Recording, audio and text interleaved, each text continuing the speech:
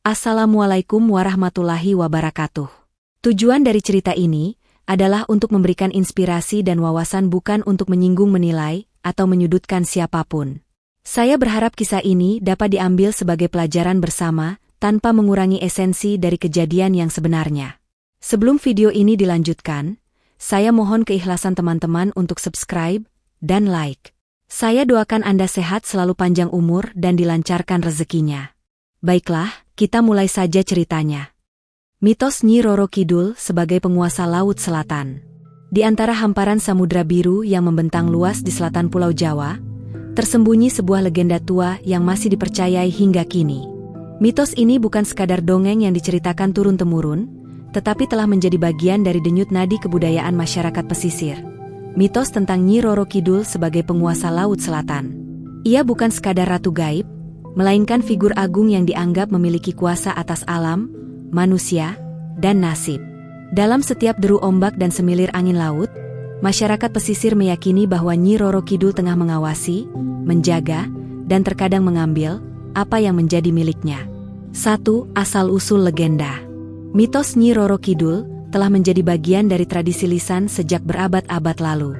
Nama Nyi Roro Kidul berasal dari bahasa Jawa, Nyi, panggilan hormat untuk perempuan, Roro, putri, dan Kidul, selatan. Ia sering disamakan atau disandingkan dengan Kanjeng Ratu Kidul, yang memiliki status lebih tinggi dalam hierarki spiritual.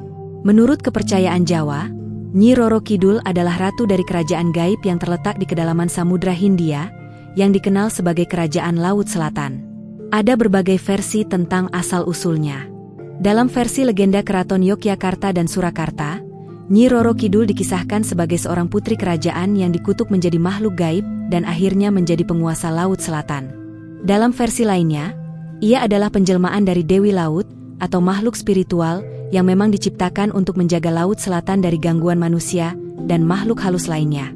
Apapun asal-usulnya, masyarakat percaya bahwa kuasanya nyata dan tak tertandingi.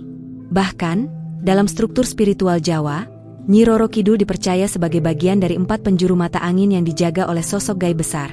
Timur oleh Danyang Gunung Lawu, barat oleh Eyang Semar, utara oleh Eyang Abiasa, dan selatan oleh Nyi Roro Kidul. 2. Kehadirannya dalam budaya Jawa. Kehadiran Nyi Roro Kidul tidak hanya berhenti di cerita rakyat. Ia menjadi tokoh sentral dalam budaya Jawa, terutama di wilayah pesisir seperti Parangtritis, DIY, Pelabuhan Ratu, Jawa Barat, hingga Cilacap dan Pacitan. Bahkan dalam konteks politik dan kerajaan, sosoknya dipercaya memiliki hubungan batiniah dengan Raja-Raja Mataram, yang akan dibahas lebih dalam di bagian kedua nanti. Di masyarakat umum, mitos ini hidup melalui tradisi dan simbolisme. Sesajen, persembahan, masih rutin diberikan di pinggir pantai pada hari-hari tertentu, seperti malam Selasa Kliwon atau Jumat Kliwon. Terdapat larangan mengenakan pakaian hijau saat berkunjung ke pantai selatan, karena warna tersebut diakini merupakan warna kebesaran sang ratu. Masyarakat percaya bahwa ombak besar adalah bentuk peringatan atau kemurkaan Nyi Roro Kidul terhadap kelalaian manusia, menjaga keseimbangan alam dan spiritual. 3. Labuhan, ritual penghormatan kepada sang ratu laut. Salah satu bentuk penghormatan dan pemujaan kepada Nyi Roro Kidul yang masih dilestarikan adalah ritual labuhan. Labuhan berarti membuang atau melarungkan sesuatu ke laut sebagai persembahan. Ritual ini dilakukan oleh keraton, baik Yogyakarta maupun Surakarta, dan masyarakat umum, terutama di kawasan Parangtritis dan Pelabuhan Ratu. Tujuan ritual: menyampaikan rasa syukur kepada sang ratu atas perlindungan yang diberikan, memohon keselamatan, keberkahan, dan kelancaran hidup atau kepemimpinan. Menjaga keharmonisan antara dunia kasat mata, alam nyata, dan dunia tak kasat mata, alam gaib. Isi persembahan: kain jarik berwarna hijau, kuning, dan putih, kosmetik dan perhiasan, kembang setaman, bunga 7 rupa, makanan khas keraton seperti tumpeng dan jenang. Proses ritual: ritual biasanya dimulai dari keraton dengan doa dan prosesi adat. Kemudian persembahan dibawa ke pantai oleh abdi dalem, pengikut keraton, dan dilarung ke laut. Tak sedikit masyarakat umum yang datang untuk menyaksikan, berharap mendapatkan berkah dari acara tersebut. 4 pantangan memakai baju hijau di pantai selatan. Salah satu mitos paling dikenal di kalangan wisatawan dan masyarakat pesisir adalah larangan mengenakan pakaian berwarna hijau ketika berada di pantai selatan. Warna hijau diyakini sebagai warna favorit dan simbol kebesaran Nyi Roro Kidul. Barang siapa mengenakan warna ini, dikhawatirkan akan dipanggil oleh sang ratu dan ditarik ke dalam laut untuk dijadikan prajurit atau pelayan di kerajaannya. Meskipun terdengar seperti tahayul, banyak masyarakat yang mempercayai dan menghormatinya, bahkan hingga saat ini.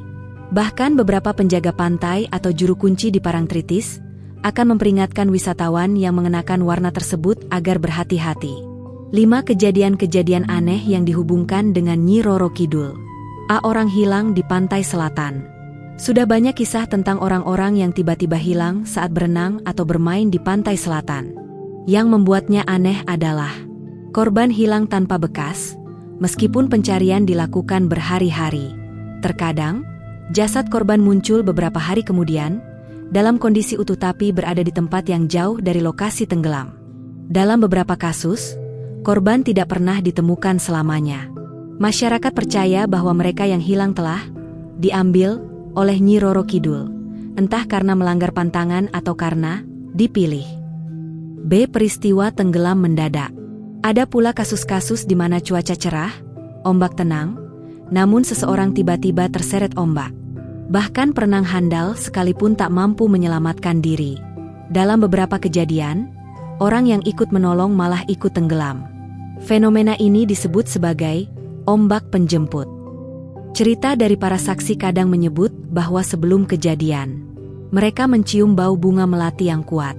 Ada bayangan hijau atau angin dingin yang datang tiba-tiba. Beberapa korban yang selamat mengatakan mereka seperti ditarik oleh tangan tak terlihat. 6 pengaruh mistis di hotel dan lokasi khusus. Salah satu tempat yang sangat kental dengan nuansa Nyi Roro Kidul adalah Hotel Samudra Beach di Pelabuhan Ratu, khususnya kamar 308. Kamar ini memang didedikasikan khusus untuk Kanjeng Ratu Kidul. Di dalamnya terdapat lukisan besar Nyi Roro Kidul dalam balutan kebaya hijau, tempat tidur dan perlengkapan khas kerajaan. Sesajen yang selalu diperbarui secara berkala oleh penjaga kamar. Beberapa kejadian aneh yang dilaporkan tamu. Melihat sosok perempuan duduk di ranjang atau berdiri di jendela. Mendengar suara-suara gamelan atau suara perempuan tertawa pelan. Beberapa tamu yang nekat tidur di kamar ini tanpa izin atau ritual, mengalami mimpi buruk atau bangun dengan tubuh penuh memar. 7. Nyi Roro Kidul dalam pandangan modern. Di era modern seperti sekarang, kepercayaan terhadap Nyi Roro Kidul masih bertahan, terutama di kalangan masyarakat tradisional dan spiritual. Namun, ada juga yang mulai memandangnya sebagai simbol budaya. Tokoh ini menjadi ikon budaya dan pariwisata yang memperkuat identitas lokal. Manifestasi arketipal. Beberapa antropolog memandang Nyi Roro Kidul sebagai simbol kekuatan alam dan keperempuanan dalam masyarakat patriarkal Jawa. Inspirasi seni dan media, film, lagu, novel, hingga lukisan telah banyak mengangkat sosoknya sebagai inspirasi, dari yang mistis hingga romantis. 8. Antara mitos dan keyakinan. Mitos tentang Nyi Roro Kidul sebagai penguasa Laut Selatan bukan sekadar kisah seram atau legenda. Ia telah menjadi bagian integral dari identitas budaya dan spiritual masyarakat Jawa, terutama di daerah pesisir. Baik sebagai bentuk penghormatan terhadap alam, warisan leluhur, atau pengalaman spiritual, kepercayaan terhadap Nyi Roro Kidul telah membentuk ritual, pantangan, dan bahkan cara hidup masyarakat. Kejadian-kejadian aneh yang sering dikaitkan dengannya memperkuat narasi bahwa ada kekuatan lain yang menjaga dan sekaligus menuntut penghormatan. Entah benar-benar gaib atau hanya refleksi dari kebijaksanaan lokal. Satu hal pasti, Laut Selatan dan Nyi Roro Kidul adalah dua entitas yang tidak bisa dipisahkan dalam ingatan dan hati masyarakat Jawa. Mitos hubungan spiritual Nyi Roro Kidul dengan Raja-Raja Mataram. Di balik kisah mistis tentang penguasa Laut Selatan, terdapat satu bagian yang dianggap sakral dan sangat dijaga oleh kalangan keraton, khususnya keraton Yogyakarta dan Surakarta. Bukan hanya tentang lautan yang menelan manusia, atau sesajen yang dilarung ke ombak. Lebih dari itu, ada hubungan mistis dan spiritual antara Nyi Roro Kidul dan Raja-Raja Tanah Jawa, khususnya para Sultan Mataram. Hubungan ini bukan sekadar simbolik, tetapi dipandang sebagai perjanjian gaib yang membentuk legitimasi kekuasaan di Tanah Jawa. 1. Asal-usul mitos. Janji gaib pendiri Mataram. Legenda menyebut bahwa hubungan antara Nyi Roro Kidul dan Raja-Raja Mataram dimulai dari Panembahan Senopati, pendiri kerajaan Mataram Islam. Konon, saat Panembahan Senopati sedang bertapa di kawasan pantai Parangkusumo, ia memohon petunjuk untuk menjadi pemimpin yang kuat dan berhasil menyatukan tanah Jawa. Dalam keheningan semedi, ia didatangi oleh sosok perempuan gaib berparas jelita, berambut panjang, berbusana hijau, dan bersinar seperti cahaya rembulan. Sosok itu memperkenalkan dirinya sebagai Kanjeng Ratu Kidul, penguasa Laut Selatan. Ia kemudian menyatakan bahwa dirinya bersedia menjadi pendamping spiritual dan pelindung kekuasaan Mataram, dengan satu syarat, bahwa raja dan keturunannya harus menjaga hubungan batin dan spiritual dengannya. Dari kisah inilah muncul mitos bahwa Nyi Roro Kidul adalah permaisuri gaib para Raja Mataram.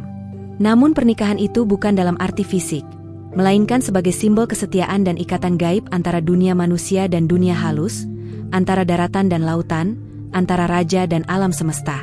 Dua pernikahan spiritual, antara simbolisme dan realitas.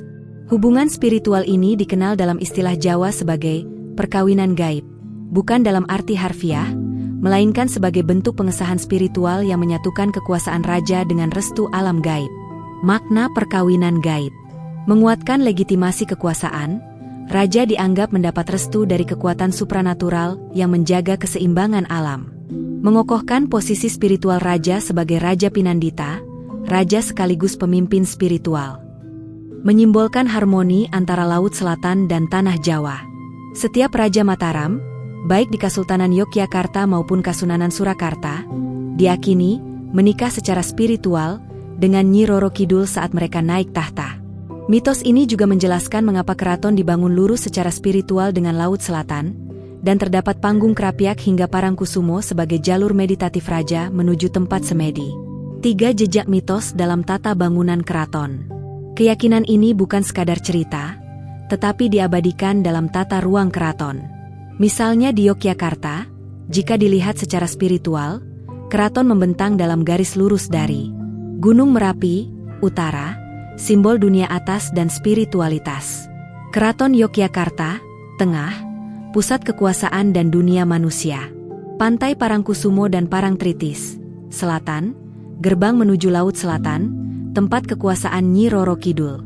Di jalur ini terdapat bangunan-bangunan penting. Taman Sari, tempat raja mandi dan bertapa, dipercaya sebagai tempat raja melakukan komunikasi batin dengan Nyi Roro Kidul. Panggung Krapyak, tempat berburu simbolik dan meditasi. Parangkusumo, tempat raja melakukan semedi dan ritual labuhan. Pola ini tidak hanya memperlihatkan struktur politik, tetapi juga kosmologi Jawa, di mana raja berada di tengah-tengah antara langit dan lautan, antara spiritual dan duniawi. 4 kisah-kisah raja bertemu Sang Ratu Laut. Banyak cerita turun-temurun tentang pertemuan spiritual antara para raja dan Nyi Roro Kidul. Beberapa di antaranya bahkan diakini benar-benar terjadi dan menjadi bagian dari sejarah lisan keraton. Panembahan Senopati dan Kanjeng Ratu Kidul. Diceritakan bahwa setelah semedi di Parangkusumo, Senopati dibawa masuk ke alam gaib oleh Sang Ratu. Di sana ia disambut dengan penuh kehormatan dan disuguhi pesta kerajaan Laut Selatan. Sang Ratu menyatakan bahwa Senopati dan seluruh keturunannya akan menjadi Raja Sah Mataram selama menjaga hubungan spiritual dengan dirinya. Sultan Agung Hanyokrokusumo, raja terbesar Mataram ini juga diakini memiliki hubungan mistik kuat dengan Nyi Roro Kidul. Bahkan disebut-sebut bahwa Sultan Agung memiliki kemampuan berjalan di atas laut, sebagai simbol betapa dalam dan kuatnya hubungan spiritual tersebut. Ia dianggap sebagai penguasa sah baik dunia nyata maupun dunia gaib. Sultan Hamengkubuwono IX. Dalam bukunya, Sultan Hamengkubuwono IX mengakui bahwa ia beberapa kali mendapatkan penglihatan dan petunjuk dalam semedi yang diakini berasal dari Sang Ratu Laut Selatan. Bahkan di masa pemerintahannya, hubungan antara keraton dan ritual Laut Selatan diperkuat sebagai bagian dari warisan budaya. 5 peran Nyi Roro Kidul dalam legitimasi politik. Hubungan antara raja dan Nyi Roro Kidul tidak hanya bersifat spiritual, tetapi juga politis. Dalam sistem kekuasaan tradisional Jawa, seorang raja tidak hanya dianggap sebagai pemimpin pemerintahan, tetapi juga sebagai titisan dewa, yang harus mampu menjaga harmoni antara alam fisik dan metafisik. Maka dari itu, Memiliki restu dari Nyi Roro Kidul berarti memiliki legitimasi penuh secara kosmologis dan spiritual. Restu ini dianggap bisa melanggengkan kekuasaan, melindungi kerajaan dari bencana atau musuh, memberikan kewibawaan dan karisma spiritual pada raja. Hal ini juga menjelaskan mengapa hingga kini, upacara labuhan laut tetap dilakukan oleh keraton untuk menjaga hubungan tersebut. Keturunan raja, meskipun sudah tidak berkuasa secara politik, tetap melakukan ritual ini sebagai bentuk penghormatan dan menjaga keseimbangan. 6 kejadian aneh yang terjadi saat naik tahta atau melanggar pakem. A. Penguasa yang menolak ritual, alami gangguan. Beberapa cerita menyebut bahwa raja atau pejabat tinggi yang menolak melakukan ritual penghormatan kepada Nyi Roro Kidul mengalami kesialan atau gangguan aneh. Misalnya, sakit misterius tanpa sebab medis jelas. Mimpi didatangi sosok wanita berbaju hijau yang marah. Peristiwa alam tak wajar seperti gempa kecil, badai laut, atau suara aneh di malam hari. Cerita ini memperkuat anggapan bahwa menjaga hubungan spiritual itu wajib, jika ingin kekuasaan atau kedudukan berjalan lancar. B. Peristiwa kabut tebal dan angin aneh saat ritual. Beberapa orang yang ikut dalam prosesi labuhan melaporkan kejadian-kejadian aneh. Muncul kabut putih yang sangat pekat saat sesajen hendak dilarung. Tiba-tiba angin kencang berhembus dan ombak besar datang. Beberapa orang merasa tubuh mereka berat, seperti sedang diawasi.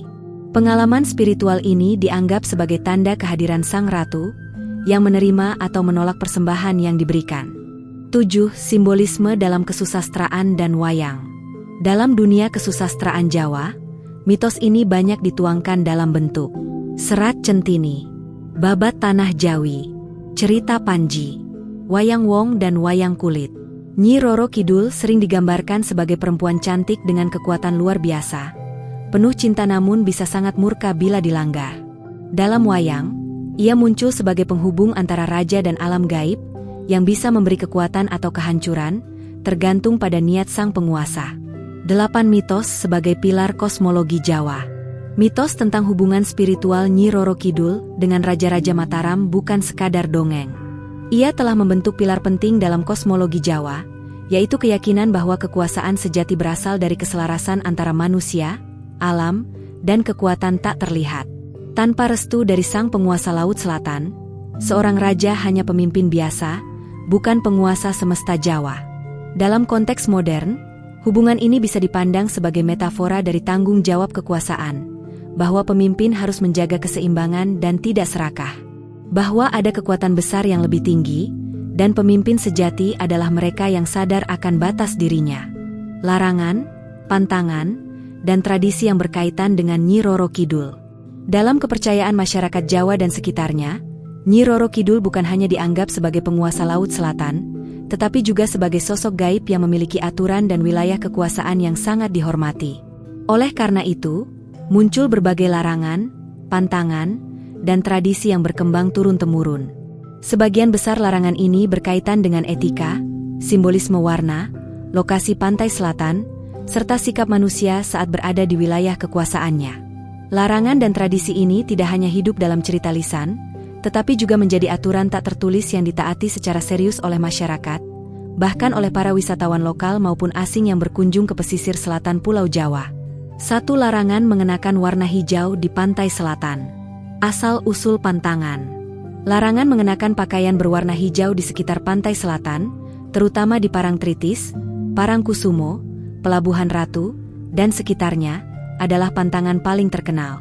Warna hijau diyakini sebagai warna kesayangan dan warna identitas Nyi Roro Kidul. Dalam banyak kisah spiritual, beliau selalu digambarkan mengenakan kebaya hijau, berkain batik, berambut panjang, dan dikelilingi aura yang memikat. Warna hijau ini disebut dengan istilah lokal, gadhung melati, yakni hijau daun muda yang konon identik dengan pakaian para dayang-dayang di kerajaan gaib Laut Selatan. Makna simbolik. Masyarakat percaya bahwa siapapun yang mengenakan pakaian hijau di pantai selatan dapat dipanggil oleh Nyi Roro Kidul. Dalam bahasa yang lebih spiritual, orang tersebut dianggap seperti mengenakan seragam dayang istana, sehingga bisa dianggap sebagai calon penghuni kerajaannya.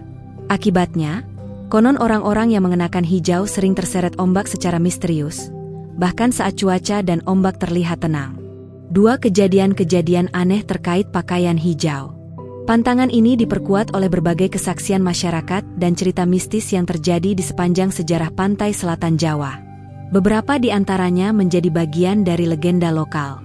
Kisah seorang turis di Parangtritis. Tahun 1996, seorang turis dari Eropa dikabarkan mengenakan bikini berwarna hijau cerah saat bermain air di pantai Parangtritis.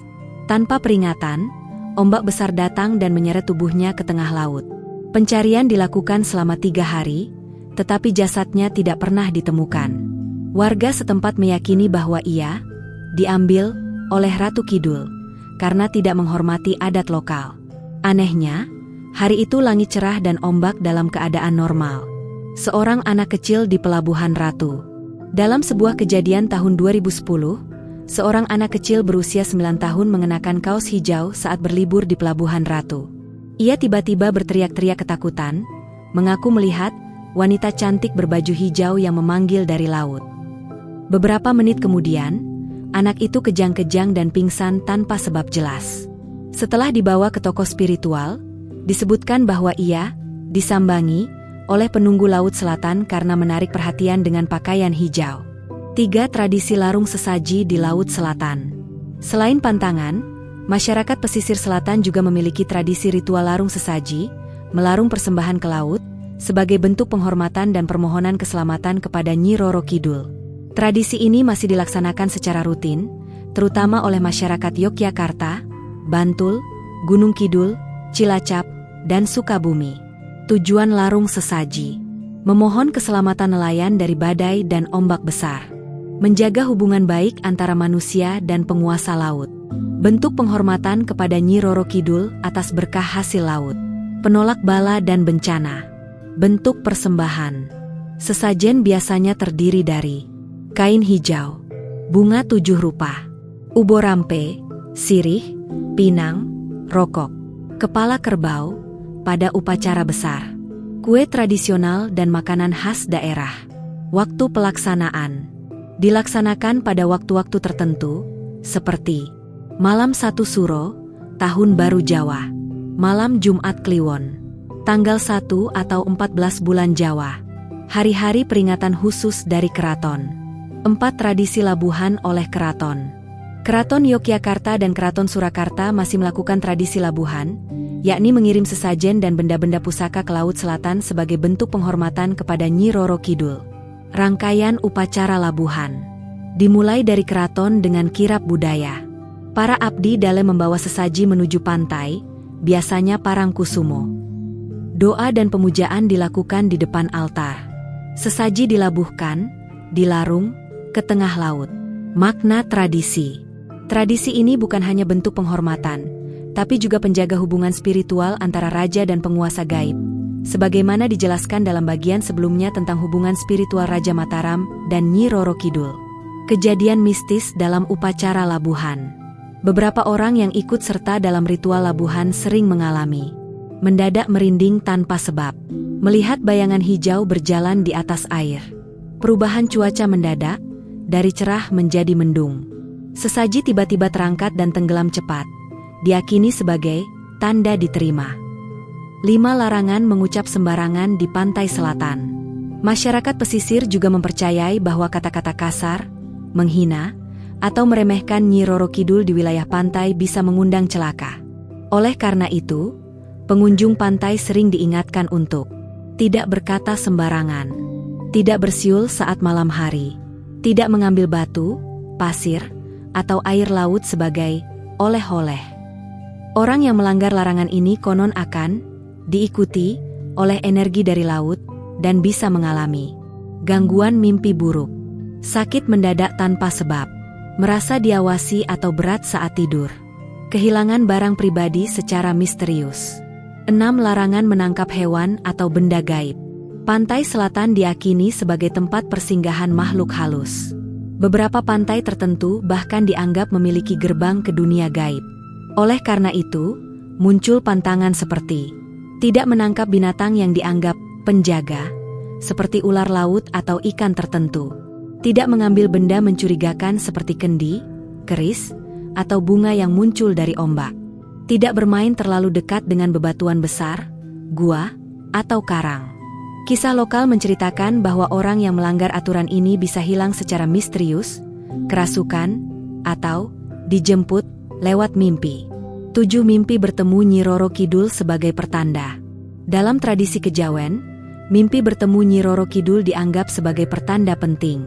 Mimpi itu bisa bersifat positif atau negatif, tergantung suasana dan kondisi mimpi. Tanda positif. Bertemu Nyi Roro Kidul dalam keadaan damai, pertanda rezeki, jabatan, atau jodoh. Diberi selendang atau cincin hijau, pertanda restu spiritual atau kekuatan batin. Tanda negatif. Melihat Nyi Roro Kidul dalam wujud marah, pertanda bencana, kesialan, atau pengingat untuk kembali ke jalan spiritual. Mimpi tenggelam atau diajak laut, pertanda bahaya besar atau waktu hidup yang makin pendek. 8 pantangan sebagai bentuk hormat dan harmoni. Masyarakat Jawa, Sunda, dan pesisir selatan secara umum memandang larangan-larangan dan tradisi ini bukan sebagai bentuk ketakutan, melainkan bentuk penghormatan terhadap kekuatan besar alam dan dunia spiritual. Dalam falsafah Jawa, keseimbangan antara manusia dan alam gaib harus dijaga, dan pantangan adalah cara untuk tetap berada dalam batas yang aman. Kepercayaan ini mengajarkan rendah hati terhadap alam, tidak serakah dalam eksplorasi alam liar, selalu menghargai yang tak terlihat. Pantai selatan bukan hanya tempat wisata. Bagi sebagian orang, itu adalah gerbang ke kerajaan besar yang tak kasat mata, tempat tinggal sang ratu yang menjaga sisi selatan Pulau Jawa. Kisah orang-orang yang mengaku bertemu Nyi Roro Kidul. Mitos mengenai Nyi Roro Kidul bukan hanya berkembang dalam bentuk cerita rakyat atau pantangan turun-temurun. Di berbagai wilayah di pesisir selatan Pulau Jawa, seperti Parangtritis, Pelabuhan Ratu, Pantai Selatan Cilacap, dan kawasan pantai di Banyuwangi, masih banyak orang yang mengaku pernah melihat, berinteraksi, atau bahkan mendapat pesan khusus dari Sang Ratu Laut Selatan. Kisah-kisah ini tersebar dalam bentuk pengalaman spiritual, mimpi, hingga kejadian supranatural yang sulit dijelaskan secara logis.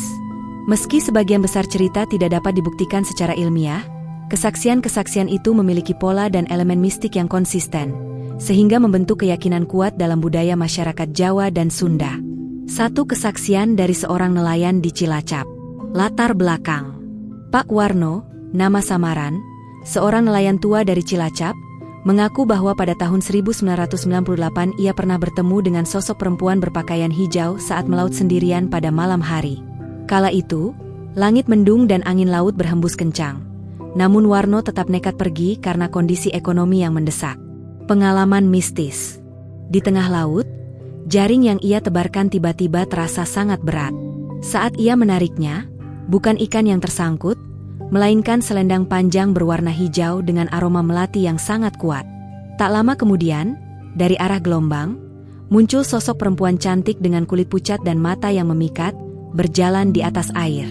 Ia tidak berkata apa-apa, hanya menatap dan tersenyum. Pak Warno mengaku tubuhnya mendadak lumpuh dan sulit bicara.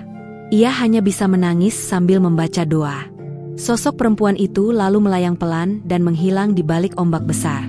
Anehnya, sesaat kemudian laut menjadi sangat tenang dan jaring Pak Warno penuh dengan ikan besar. Sejak saat itu, ia tidak pernah berani melaut malam lagi. 2 kesaksian seorang petapa Gunung Kidul. Di sebuah bukit kars di kawasan Gunung Kidul, tinggal seorang petapa bernama Mbah Kromo, nama samaran. Ia dikenal sebagai orang sakti yang sering memberi wejangan spiritual kepada masyarakat sekitar. Pertemuan lewat mimpi. Mbah Kromo mengaku telah berkali-kali bermimpi dijemput dayang-dayang berselendang hijau, dibawa ke sebuah istana megah yang berada di bawah laut. Dalam mimpinya, ia disambut oleh sosok wanita agung yang memperkenalkan diri sebagai Kanjeng Ratu Kidul. Sosok itu mengenakan kebaya beludru hijau zamrud, mengenakan mahkota emas, dan diapit dayang-dayang yang bersujud padanya. Dalam mimpi itu, sang ratu berkata, "Kowe ora usah wedi. Aku mung arep titip pesen. Jaga alas lan banyumu. Aja dablek karo alam. Kamu tak perlu takut. Aku hanya ingin titip pesan. Jagalah hutan dan airmu. Jangan angkuh terhadap alam." Mimpi itu muncul berulang selama 7 malam berturut-turut, dan setiap kali terbangun, Mbah Kromo selalu mendapati tubuhnya beraroma melati dan lantai tempat ia tidur basah seperti terkena air laut. Sejak itu, ia menjadi penjaga bukit dan menyerukan pelestarian alam kepada warga. Banyak yang menyebut ia orang titipan Ratu Kidul.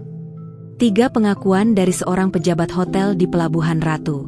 Hotel Ina Samudra di Pelabuhan Ratu, Sukabumi, menyimpan satu kamar paling terkenal, kamar 308. Kamar ini dipercaya sebagai kamar spiritual milik Nyi Roro Kidul. Tidak sembarang orang bisa menginap di kamar ini, dan banyak kisah mistis yang muncul darinya. Pengalaman aneh di kamar 308.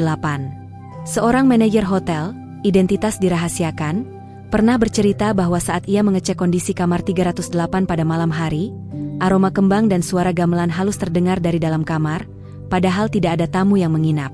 Ketika ia membuka pintu, kamar tampak kosong namun ada bekas tapak kaki basah di lantai keramik menuju balkon menghadap laut. Tidak hanya itu, kain selendang hijau yang biasanya menjadi bagian dekorasi ruangan bergeser, seperti baru saja dipakai seseorang. Saat malam semakin larut, ia bermimpi bertemu perempuan anggun yang berkata, "Aku hanya mampir. Jaga ruanganku." Sejak saat itu, manajer tersebut tidak pernah lagi mengecek kamar itu malam-malam seorang diri. 4 kisah penari yang kerasukan saat menari di pantai Parangkusumo. Tahun 2015, dalam acara larung sesaji di Parangkusumo, seorang penari tradisional yang membawakan tari bedhaya sempat mengalami kerasukan di tengah pertunjukan. Tari bedhaya sendiri diakini sebagai tari sakral yang dipersembahkan kepada Nyi Roro Kidul. Kejadian tak biasa. Di tengah tarian, penari tersebut tiba-tiba menangis histeris, lalu suaranya berubah menjadi dalam dan berat. Ia berkata dalam bahasa Jawa halus, "Kulo remen, nanging akeh sing lali adat. Aku senang, tapi banyak yang lupa adat." Seketika itu, angin laut bertiup kencang, memadamkan sebagian lilin persembahan. Para spiritualis yang hadir meyakini bahwa itu adalah manifestasi langsung dari energi Kanjeng Ratu Kidul yang kecewa, karena beberapa pengunjung datang hanya untuk konten media sosial, bukan sebagai bentuk penghormatan. 5 pengalaman mistis seorang pelukis. Seorang pelukis terkenal asal Yogyakarta mengaku pernah mendapat ilham lukisan dari dunia gaib, dan tanpa sadar melukis potret perempuan misterius berkebaya hijau dengan latar laut. Setelah lukisan selesai, ia mengaku mimpi didatangi sosok perempuan dalam lukisannya, yang memintanya untuk meletakkan lukisan itu di batu karang pinggir pantai saat malam Jumat Kliwon. Pelukis tersebut melaksanakan permintaan itu. Anehnya, setelah melakukan ritual tersebut, namanya mendadak terkenal dan ia mendapat banyak pesanan lukisan dari dalam dan luar negeri. Namun, ia juga mengaku tak bisa lagi melukis wajah perempuan lain karena tangannya selalu gemetar. Ia meyakini bahwa dirinya telah mengikat janji spiritual dengan Nyi Roro Kidul dan tidak bisa mundur. 6 kisah wisatawan yang hilang dan kembali dengan cerita aneh. Pada tahun 2002, seorang wanita bernama Dita dari Bandung dikabarkan hilang selama 2 hari di sekitar pantai Goa Cemara, Bantul. Ia awalnya hanya berjalan-jalan sendiri di pantai pada sore hari. Namun saat malam tiba, ia tak kunjung kembali ke penginapan. Tim SAR melakukan pencarian, namun nihil. 2 hari kemudian, ia ditemukan duduk diam di batu karang, dalam kondisi kering dan sehat, namun tidak mengenal siapapun di sekitarnya. Setelah beberapa jam, ingatannya mulai pulih. Ia mengaku tidak tahu bahwa telah hilang selama 2 hari. Yang ia ingat hanyalah, ia masuk ke taman indah di bawah laut bersama seorang wanita yang memberinya minuman bunga. Banyak orang percaya bahwa Dita sempat masuk ke alam gaib Kerajaan Laut Selatan, dan beruntung bisa kembali karena belum melanggar perjanjian apapun. 7 mimpi kolektif warga satu desa. Di sebuah desa dekat Pantai Ngobaran, Gunung Kidul, warga desa mengalami mimpi kolektif pada malam Jumat Kliwon. Beberapa orang mengaku melihat perempuan cantik yang menangis di tepi laut, memakai kebaya hijau dan memanggil satu persatu nama mereka dalam mimpi. Seminggu setelah itu, terjadi gelombang pasang besar yang menyebabkan perahu-perahu nelayan rusak. Orang tua desa meyakini bahwa mimpi itu adalah peringatan dari Kanjeng Ratu Kidul agar manusia menjaga laku dan tidak merusak pantai serta hutan mangrove di sekitar teluk. Sejak saat itu, warga desa rutin mengadakan ritual doa laut setiap bulan purnama sebagai bentuk penghormatan dan permohonan keselamatan. Kesimpulan cerita-cerita di atas, meski sulit dibuktikan secara ilmiah, tetap bertahan dan terus berkembang dalam budaya masyarakat. Ada benang merah dari semua kisah ini. Sosok Nyi Roro Kidul selalu digambarkan sebagai perempuan anggun, bercahaya, berwibawa, dan sangat peka terhadap sikap manusia. Munculnya beliau selalu diiringi tanda alam, seperti angin mendadak kencang, bau melati, mimpi berulang, atau laut yang mendadak berubah tenang murka. Interaksinya biasanya berupa peringatan, pertolongan, atau teguran, bukan untuk menakut-nakuti, tetapi mengembalikan harmoni antara manusia dan alam. Dalam kepercayaan Jawa, bertemu makhluk gaib bukan soal hebat atau mistik belaka, melainkan soal etik dan spiritualitas. Karena itu, orang-orang yang pernah mengaku bertemu Nyi Roro Kidul umumnya akan berubah sikap, menjadi lebih rendah hati, lebih peduli terhadap lingkungan, dan lebih sadar terhadap dunia tak kasat mata.